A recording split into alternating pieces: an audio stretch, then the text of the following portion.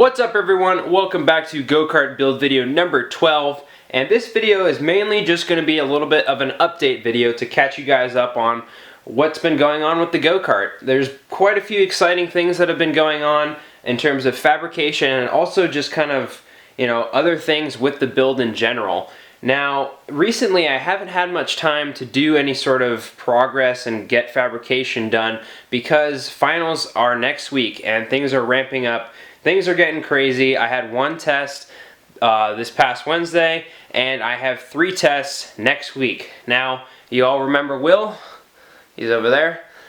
Him and I take the exact same classes because we're studying the same major. So he actually is coming down for the weekend, and we're pretty much studying all weekend. And the only thing that really won't consist of studying is us going to the HRE open house on Saturday morning and Saturday early afternoon. So that's going to be kind of our study break and our getaway from studying all of our fun material. And basically what I'm going to do first in this video is take it over with Will, and he's going to catch you guys up on some of the more computer technical things that have been going on with the go-kart.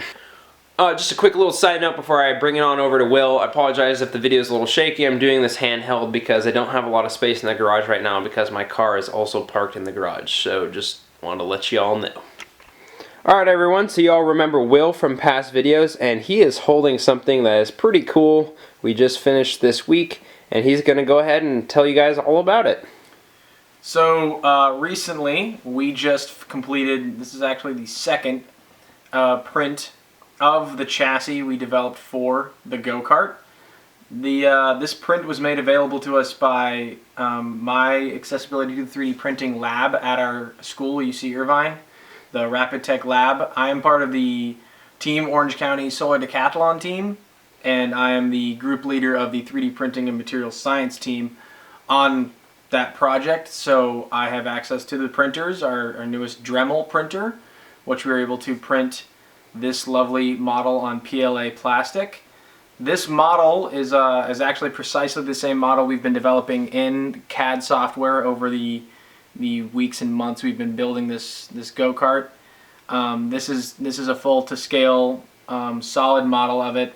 It's built with a 50% infill using a 1.75 millimeter PLA white filament. And now we're going to start talking about the actual computer designing process for making this. Okay, so for those of you who don't know, Dremel is a company that is mainly known for their power tools. They have small handheld drills that are great for really precise cuts and sanding and machining and stuff like that. And recently they just came out with a brand new 3D printer, and Will was able to get a hold of one at the 3D Printing Club like he just mentioned. And this is going to be kind of like a little walkthrough of the software that goes into putting a model into the 3D printer so we can get an actual mini model made. So we'll go ahead and tell them all about it. So to get to this actual product right here, we have to go through a few steps. Firstly, as you've seen in previous videos, we've been CADing and using SolidWorks to create the model itself, and then we save it as a .stl file. This .stl file can then get loaded. Actually, if I just do, let's do a new build platform. Actually, cancel. We don't need to do build platform. But the point is, you load the .stl file. This software called the Dremel 3D Idea Builder workspace will convert the file. It'll convert the file into a .dremel 3D file, whatever their specific codec is, and this file can now be printed. Actually, right here, you go when you have the computer plugged in to the printer, you can then go to Build, select all of the things you need: layers, infill, temperatures, your fan, your overhang degrees, all that kind of stuff, and then you can print away, and it'll save it as a different print, and then it'll download it to the printer, and the Dremel Idea Builder can then go and take it away. The main part of this software is just to convert it into a code, usually G code, which is the most common coding printers use and understand to actually successfully build this model using layered manufacturing. The other software I've been using in tandem with this, actually having just started testing out 3D printing and using it, I wasn't quite sure exactly how these prints were made, and so I wasn't sure what to do when you had overhangs like we had in the back. So if we had just printed this and just had it try to go string it across, this would have just sagged and probably fallen apart. But what this fantastic software called Autodesk Mesh Mixer does is it takes, you can go into analysis, go to overhangs, and it tells you exactly where all the overhangs are. So all these blue lines that show up, all these darkened areas, tells you where they are. And then when I've already done it on this model, but I could actually, if I remove the support, so right now it's just quickly, it's gotten rid of all the support, I can just go back, say generate the support. So it knows, it analyzes the entire model, and then it'll actually just regenerate all the supports you saw, which can be easily snapped off in the process, or after you're done with the printing of the actual model. Back to this model, so you can see that with all the supports. What you do in this software, this actually gets it prepped and ready for the printing table. So, you know, you can move it in this one, you can center it, you can move the model. When it's red, it's clearly like outside of the zone of printing, so you can't actually print that. You can scale it, so we scaled it so that it's the maximum size it can be on the printing mount, and that's about it. And then we can move this to be its center on the platform, scale it to be maximum, all that kind of stuff. So it's all very cool stuff. And then all we have to do is let it print. This print at 50% infill, which makes it very sturdy. This took about 3 hours and 40 minutes, which is a pretty long time, but we did use up a lot more filament than needed. We probably could have done 30% infill and it would have taken about 2 hours.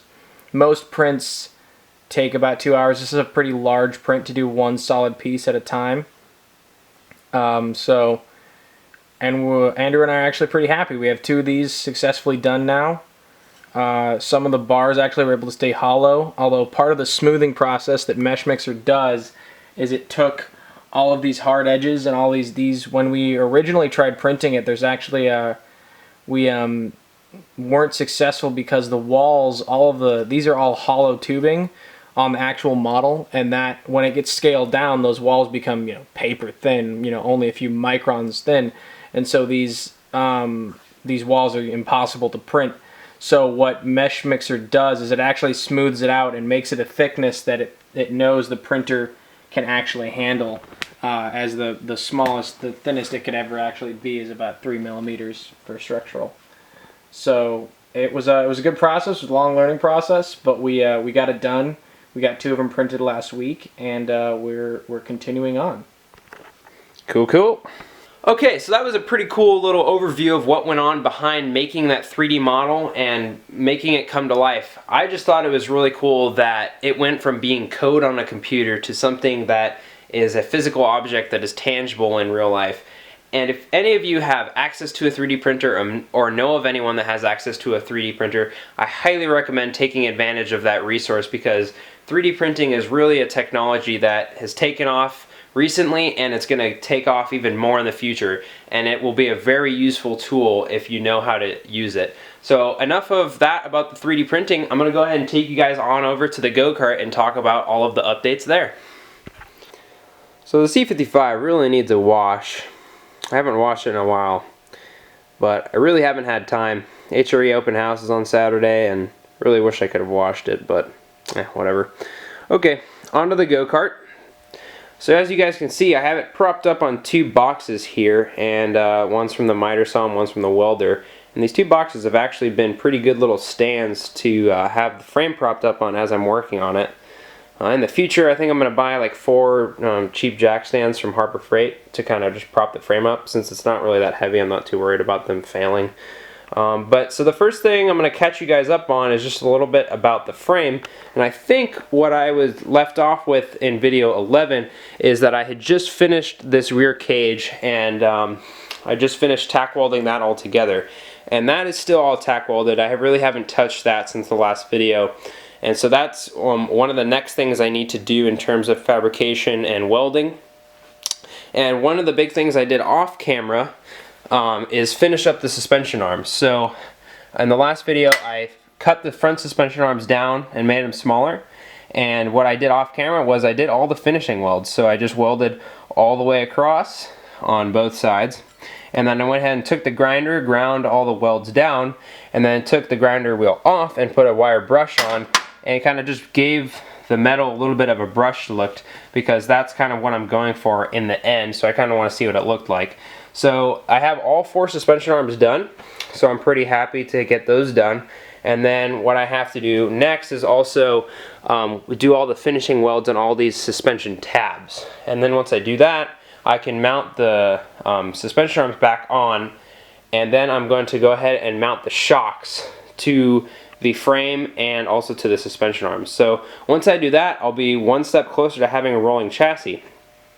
And over this past weekend, I went ahead and bought some more 1 1/4 inch steel tubing, and that's going to be used for the axle right here that sits in between the 2 bearings. And I have this wooden dowel rod cut exactly to the size of the axle I need. So I'm going to go ahead in the next video and probably machine this down and then feed that through, and that'll be the axle for that rear part. And the next update is going to be about the tires. So in the last video, I couldn't get the tires mounted on the wheels. And so what I ended up doing was I took the tires and wheels down to a local kart shop, and one of the guys who is really experienced with putting tires on go-kart wheels literally did it in probably 5 minutes. And it probably would have took me close to an hour, if not longer. So really happy that I did that. The only thing I have left to do with these is just inflate the tires. And then I'm also going to go ahead and feed some of that green what is it, like tire slime into this, just in case some of these tires have some holes in it, because they are used tires. So just wanted to make sure that any minor holes would be plugged. So I really think that's most of the update right now for the go-kart. One last thing I'll do is I'll kind of have the seat right here, and I was kind of putting it up onto the frame to get an idea of the seat position. After I get the wheels put on and kind of get a rolling chassis, the next step will be to mount the seat, and then once the seat is mounted, I will be able to work on the steering part to kind of get an idea of how far to mount the steering wheel and kind of different lengths and stuff like that. Okay everyone, so I think that's going to do it for this little update video of the go-kart build. I hope you all enjoyed being caught up on the 3D model and the 3D print that we started doing and did this week, and also being caught up on the go-kart build itself. I apologize if you're looking forward to some more fabrication, just haven't really had the time to get around to that. But this weekend it's going to be pretty fun. Aside from studying, we're going to hit up the HRE open house all day. I'm going to have a GoPro mounted on my head. I got a head strap mount today, so you're going to see some point of view videos of the HRE open house, so that's going to be kind of cool. If you guys are in the area, I definitely recommend going to that. There's going to be some crazy cars there. I heard multiple Bugattis, and really just insane turnout. It's an insane turnout every year, so if you can, I highly recommend going. But other than that, this coming weekend is really not going to be all that fun. We're just going to be studying for finals, and hopefully we'll do well next week, so wish us luck. And until then, I will see you on the next video. If you haven't already, subscribe for more, comment if you have any questions, and thank you all for watching.